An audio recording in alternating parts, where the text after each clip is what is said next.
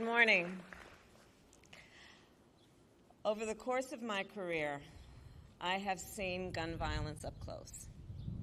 I've looked at autopsy photographs. I've seen with my own two eyes what a bullet can do to the human body. I've held hands with the hands of parents who have lost a child. I have seen children who were traumatized by the loss of a parent or sibling. And I have fought my entire career to end this violence and to pass reasonable gun safety laws. Time and again, as progress has stalled, we've all asked, what are we waiting for? Because we aren't waiting for a tragedy, I know that. We've had more tragedy than we can bear. We aren't waiting for solutions either, because the solutions exist. They already exist. People on both sides of the aisle want action. Real people on both sides of the aisle want action. So all that is left is the will and the courage to act.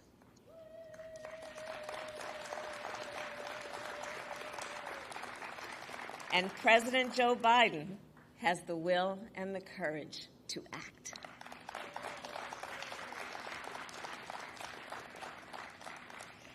As a United States Senator, Joe Biden took on the gun lobby not once but twice, and he won.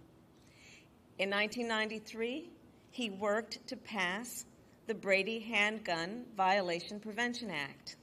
This law established a background check system and has kept more than 3 million firearms out of the hands of dangerous people.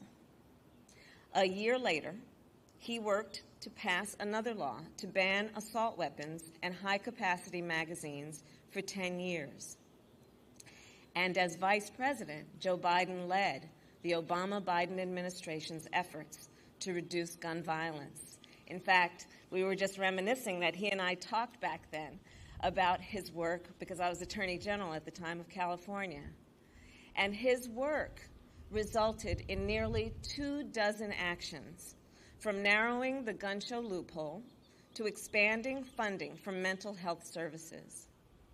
And as you will hear in a moment, President Joe Biden is a leader with great will, great determination, and even greater empathy.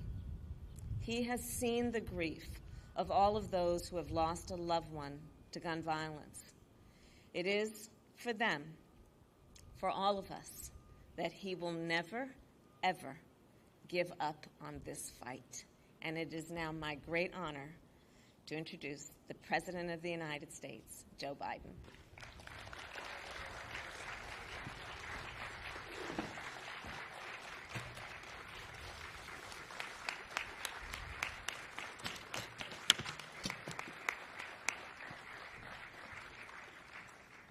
Thank you, Kamala, Madam Vice President. Thank you very much.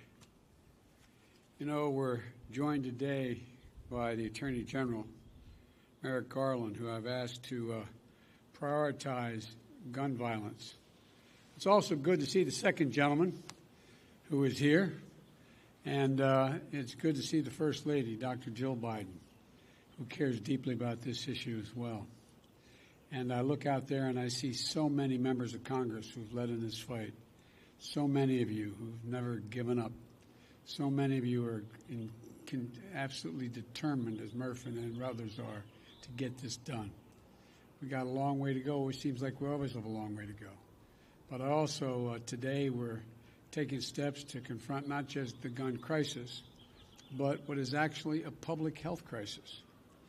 Nothing I'm about to recommend in any way impinges on the Second Amendment.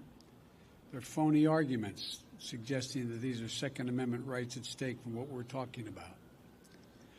But no amendment to the Constitution is absolute. You can't yell fire in a crowded movie theater. We call it freedom of speech. From the very beginning, you couldn't own any weapon you wanted to own. From the very beginning the Second Amendment existed, certain people weren't allowed to have weapons. So the idea is just bizarre to suggest that some of the things we're recommending are contrary to the Constitution. Gun violence in this country is an epidemic. Let me say it again. Gun violence in this country is an epidemic, and it's an international embarrassment. You know, we saw it again last night as I was coming to the Oval Office. I got the word that in South Carolina, a physician with his wife, 2 grandchildren, and a person working at his house was gunned down, all 5. So many of the people sitting here today know that well, unfortunately. You know, they know what it's like when the seconds change your life forever. I've had the pleasure of getting to meet in awful circumstances many of you who've lost your children, your husbands, your wives. You know, they know what it's like to bury a piece of their soul deep in the earth. We understand that. Mark and Jackie, I want to tell you, it's always good to see you, but not under these circumstances. I want to say, before I introduce the rest of the folks, is, you know, what a lot of people have not been through, what they've been through, don't understand. It takes a lot of courage to come to an event like this. They're absolutely determined to make change. But Mark and Jackie, whose son Daniel was a first grader in Sandy Hook Elementary School, or Daniel loves sports, loves outdoor sports, getting muddy. I see my friend, Fred Gutenberg. His daughter, Jamie, was a freshman at Marjorie Stoneman Douglas High School. She was an accomplished dancer. I see Brandon Wolf, who was the shooting at the Impulse, at the Pulse Club, nightclub. He survived, but his 2 best friends died. Greg Jackson, who was just walking down the street when he was caught in crossfire of a gunfight.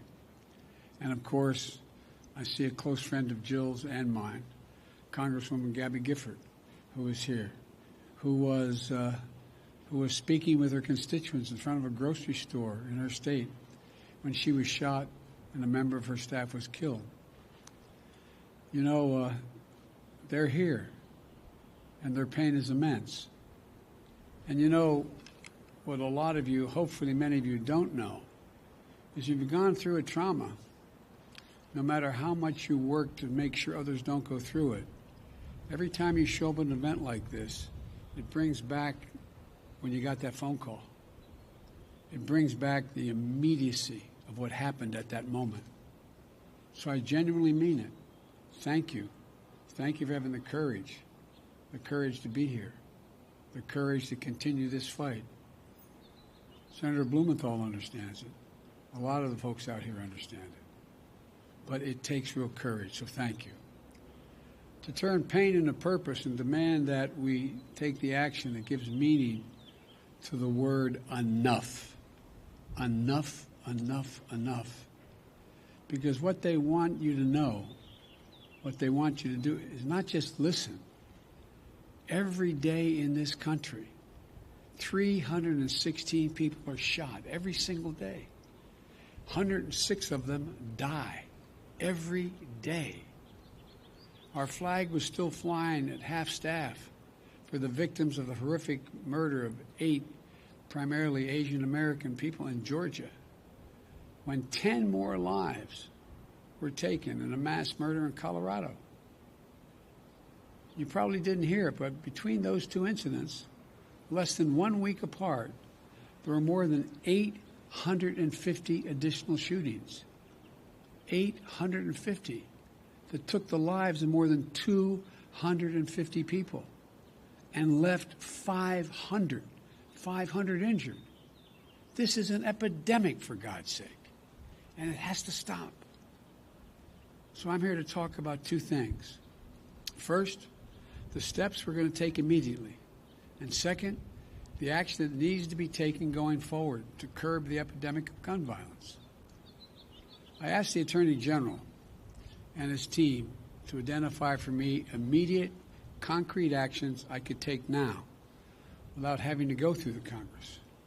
And today I'm announcing several initial steps my administration is taking to curb this epidemic of gun violence. Much more need be done, but the first, want to rein in the proliferation of so-called ghost guns. These are guns that are homemade, built from a kit, that include directions on how to finish the firearm. You can go buy the kit. They have no serial numbers, so when they show up at a crime scene, they can't be traced. And the buyers aren't required to pass a background check to buy the kit, to make the gun. Consequently, anyone from a criminal to a terrorist can buy this kit in as little as 30 minutes, put together a weapon. You know, I want to see these kits treated as firearms under the Gun Control Act, which is going to require that the seller and manufacturers make the key parts with serial numbers and run background checks on the buyers when they walk in to buy that package. The second action we're going to take, back in the year 2000, the Bureau of Alcohol, Tobacco, and Firearms released a report on its investigations of firearms trafficking in America. The report was of pivotal value. It was an important tool for policymakers when I was in the Senate and beyond, at all levels, to stop firearms from being illegally diverted into dangerous hands. Today, with online sales and ghost guns, times and trafficking methods have changed, and we have to adjust. We also have to ask the Justice Department to release a new annual report. This report will better help policymakers address firearms trafficking as it is today, not what it was yesterday. The third change, we want to treat pistols modified with stabilizing braces with the seriousness they deserve. A stabilizing brace shook in a pencil essentially makes that pistol a hell of a lot more accurate than a mini rifle. As a result, it's more lethal, effectively turning it into a short-barreled rifle. That's what the alleged shooter in Boulder appears to have done. I want to be clear that these modifications to firearms that make them more lethal should be subject to the National Firearms Act. The National Firearms Act requires that a potential owner pay a $200 fee and submit their name and other identifying information to the Justice Department, just as they would if they went out and purchased a silencer for a gun. Fourthly, during my campaign for president, I wanted to make it easier for states to adopt extreme risk protection order laws. They're also called red flag laws, which everybody in this lawn knows, but many people listening do not know. These laws allow a police or family member to petition a court in their jurisdiction and say, I want you to temporarily remove from the following people any firearm they may possess because they're a danger and a crisis. They're presenting a danger to themselves and to others. And the court makes a ruling. To put this in perspective, more than half of all suicides, for example, involve the use of a firearm. But when a gun's not available, an attempt at suicide, the death rate drops precipitously. States that have red flag laws have seen the reduction in the number of suicides in their states. Every single month, by the way, an average of 53 women are shot and killed by an intimate partner. I wrote the Violence Against Women Act. It's been a constant struggle to keep it moving. We know red flag laws can have significant effect in protecting women from domestic violence. And we know red flag laws can stop mass shooters before they can act out their violent plans. I'm proud, excuse the point of personal privilege we used to say in the Senate, I'm proud that the red flag law in my home state of Delaware was named after my son, Attorney General Beau Biden, our son, excuse me, Joe, who proposed that legislation back in 2013. I want to see a national red flag law and legislation to incentivize states to enact their own red flag laws. Today, I asked the Justice Department to publish a model red flag legislation so states can start crafting their own laws right now. Just like with background checks, the vast majority of the Americans support these extreme risk protection order laws. And it's time to put these laws on the books and protect even more people. The Attorney General will have more to say about this in a moment. Additionally, we recognize that cities across the country are experiencing historic spikes in homicides, as the law enforcement can tell you. The violence is hitting black and brown communities the hardest. Homicide is the leading cause of death of black boys and men ages 15 to 34. The leading cause of death. But there are proven strategies that reduce gun violence in urban communities. And there are programs that have demonstrated they can reduce homicides by up to 60% in urban communities. But many of these have been badly underfunded or not funded at all of late. Gun violence in America, for those of you who think of this from an economic standpoint listening to me, estimated to cost the nation $280 billion, let me say it again, $280 billion a year. You say, how could that be, Joe? Hospital bills, physical therapy, trauma counseling, legal fees, prison costs, and the loss of productivity. Not to mention the psychological damage done to the children who live in these cities, watching this happen, knowing someone it happened to. This gun violence in our neighborhood is having profound impact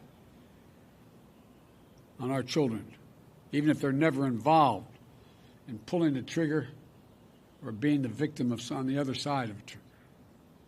For a fraction of the cost of gun violence, we can save lives, create safe and healthy communities, and build economies that work for all of us, and save billions of American dollars.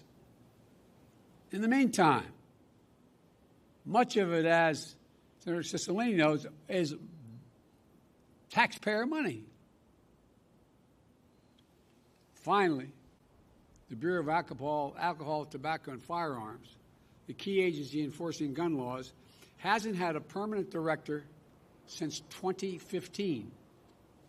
Today, I'm proud to nominate David Chipman to serve as the director of the AFT. David knows the AFT well. He served there for 25 years. And Vice President Harris and I believe he's the right person at this moment for this important agency. And I've said before, my job, the job of any president, is to protect the American people.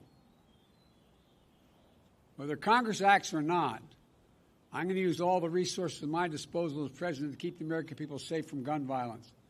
But there's much more that Congress can do to help that effort. And they can do it right now. They've offered plenty of thoughts and prayers, members of Congress, but they've passed not a single new federal law to reduce gun violence. Enough prayers. Time for some action. I believe the Senate should immediately pass 3 House-passed bills to close loopholes that allow gun purchasers to bypass the background checks. The vast majority of the American people, including gun owners, believe there should be background checks before you purchase a gun.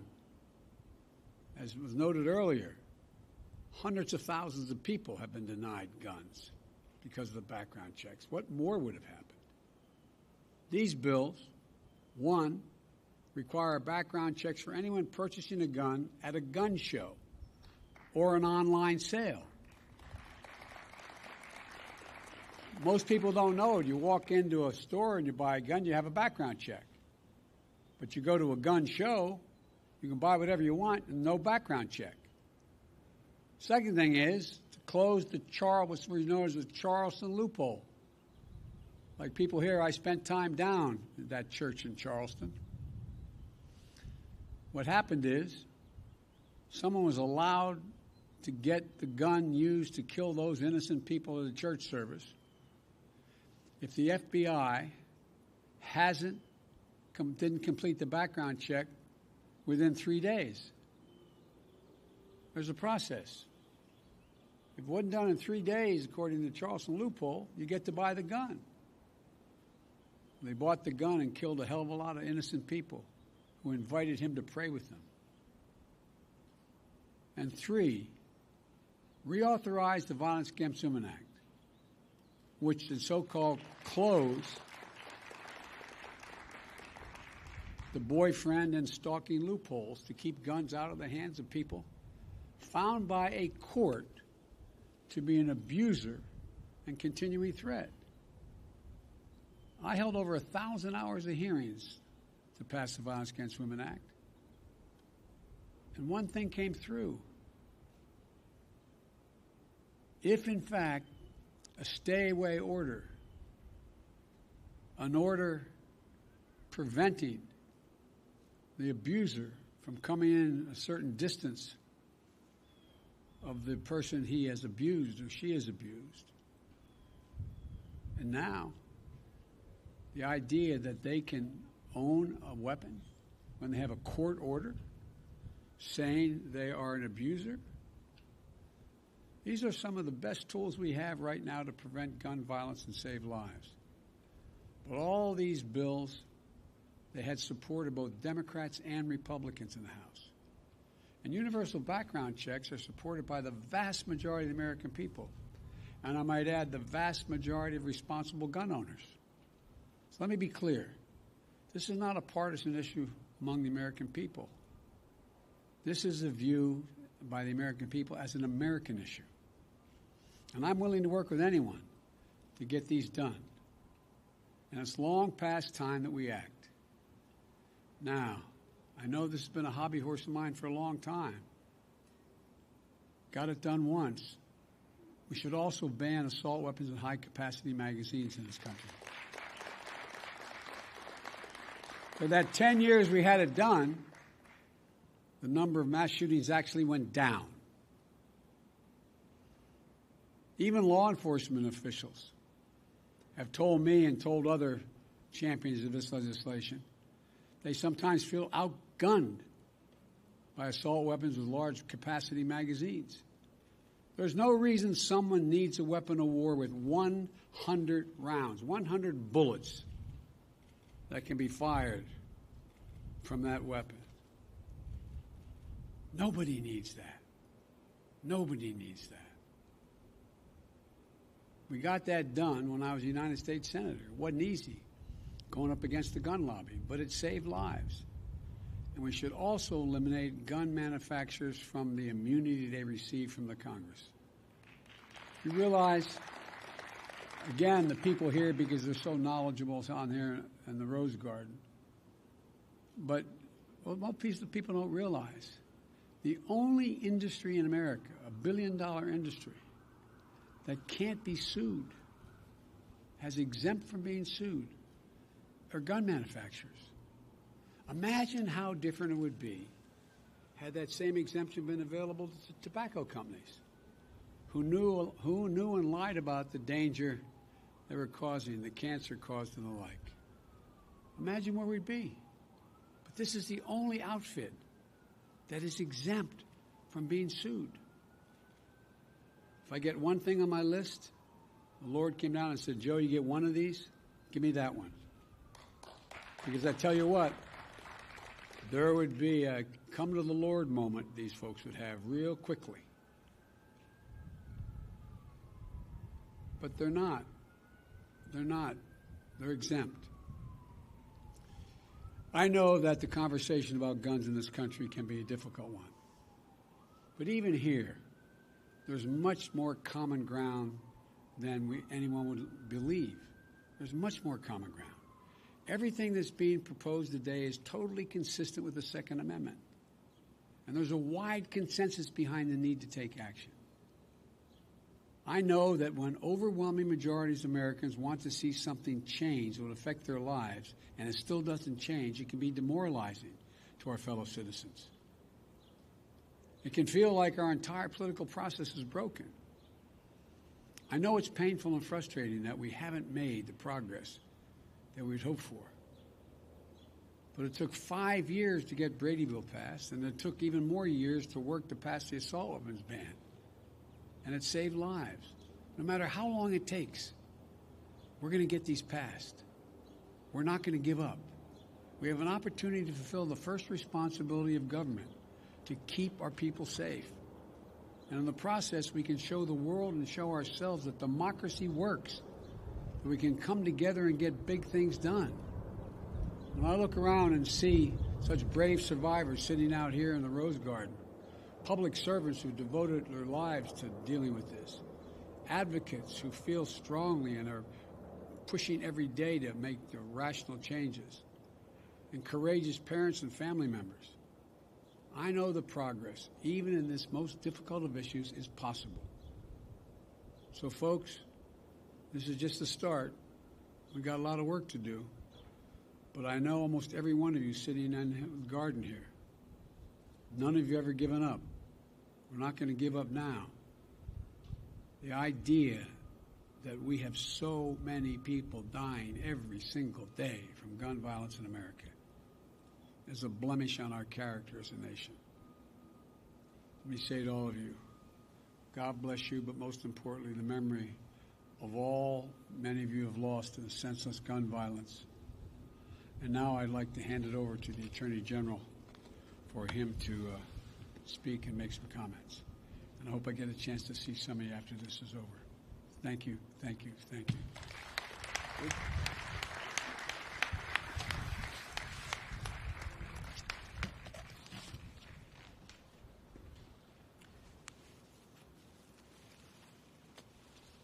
Thank you, Mr. President and Madam Vice President. We stand here today not at a moment of tragedy, but in the midst of an enduring tragedy. So far this year, guns have taken the lives of an estimated 11,000 of our neighbors, friends, and fellow Americans. As the President explained, gun deaths in our country are occurring at a staggering pace, on the order of about 100 Americans killed every day, with hundreds more wounded. I am under no illusions about how hard it is to solve the problem of gun violence, and I know that the Department of Justice alone cannot solve the problem. It is a problem that we must all work on together in a collective effort to keep guns out of the hands of criminals and save lives. But there is work for the department to do, and we intend to do it. Today, the Department of Justice is announcing several steps that we will take to keep guns out of the hands of criminals and reduce the risk of gun violence.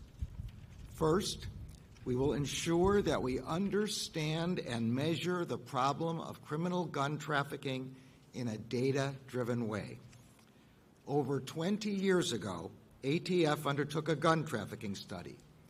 It then issued a report that provided information necessary to better understand and to combat criminal trafficking networks. No such study has been conducted since that time.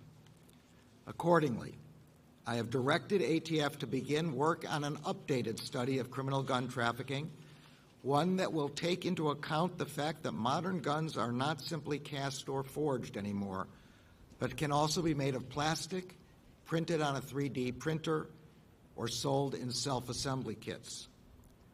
We will evaluate how some of our best tools, including the National Integrated Ballistics Information Network and the National Tracing Center, are keeping up with the times. And we will analyze our criminal cases and investigations to determine what they can show us about modern gun trafficking patterns. We expect that the lessons from this study will help agents, prosecutors, and policymakers tackle modern criminal gun trafficking enterprises. Second, we will close a regulatory loophole that has contributed to the proliferation of so-called ghost guns. Federal law requires that manufacturers mark all firearms with serial numbers so they can be traced if they are used in crimes. It also requires licensed firearms dealers to run background checks to ensure that individuals who are barred by law from purchasing firearms cannot do so. The emergence of ghost guns threatens both of these important law enforcement objectives. Currently, individuals can buy kits that contain all or almost all of the parts they need to assemble a gun. They can put a working weapon together in as little as 30 minutes.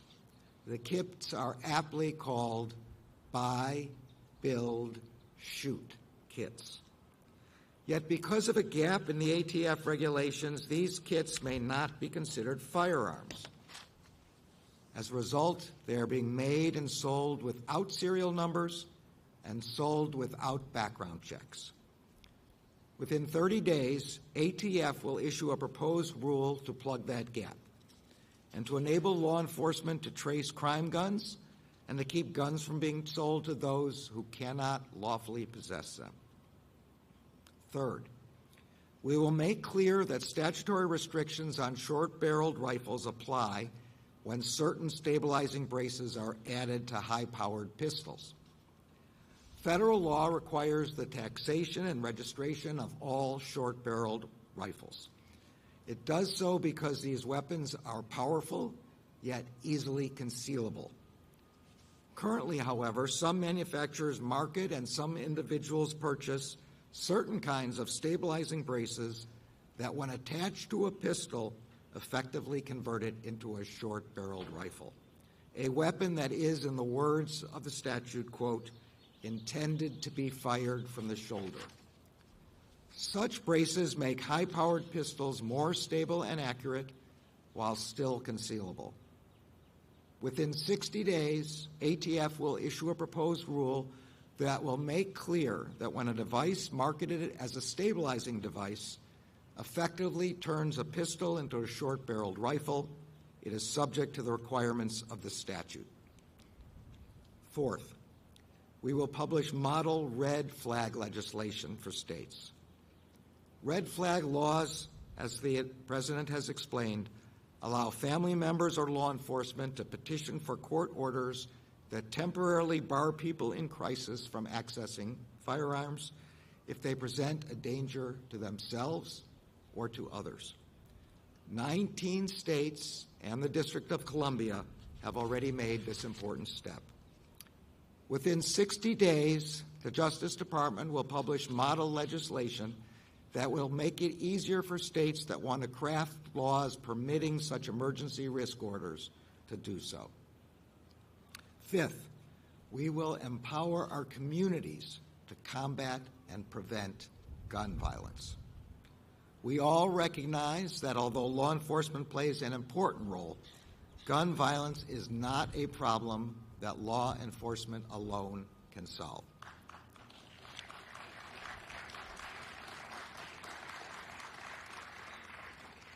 Communities are an essential partner, an asset, and a source of resources and ideas.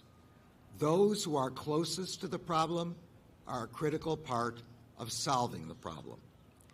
To that end, the Justice Department will make available over $1 billion in funding through over a dozen grant programs that can be used to support evidence-based intervention strategies for reducing gun violence.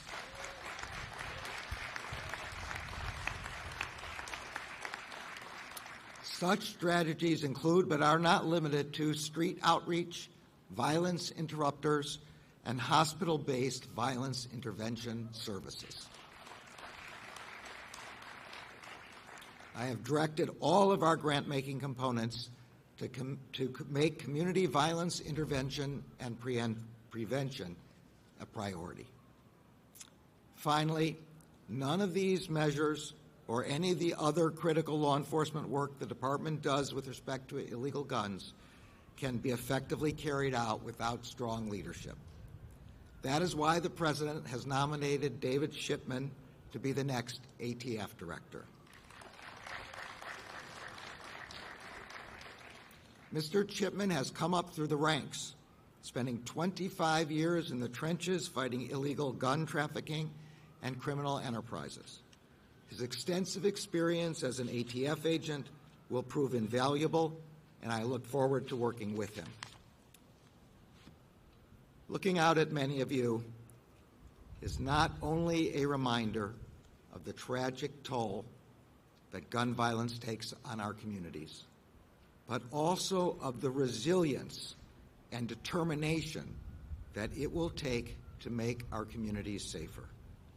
The Department of Justice shares your commitment and that of the President and of the Vice President to stopping the plague of gun violence and saving the lives of those we love. Thank you.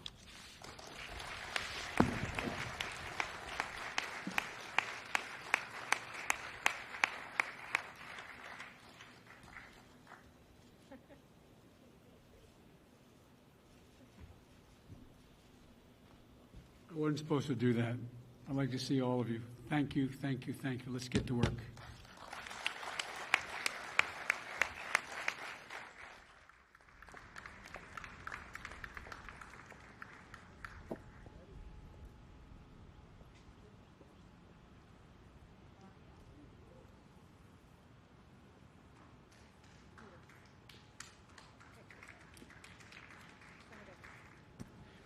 Ladies and gentlemen, please remain in your seats until the President and stage participants have departed.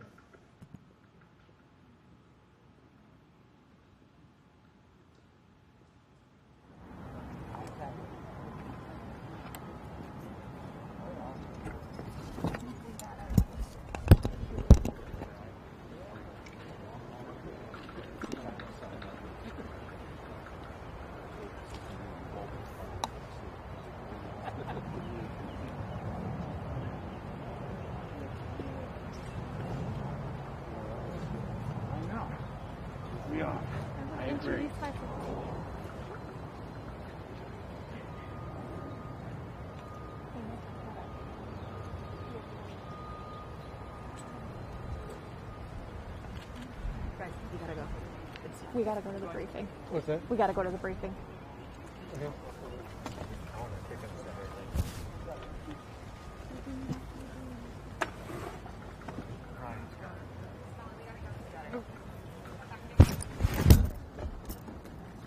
We have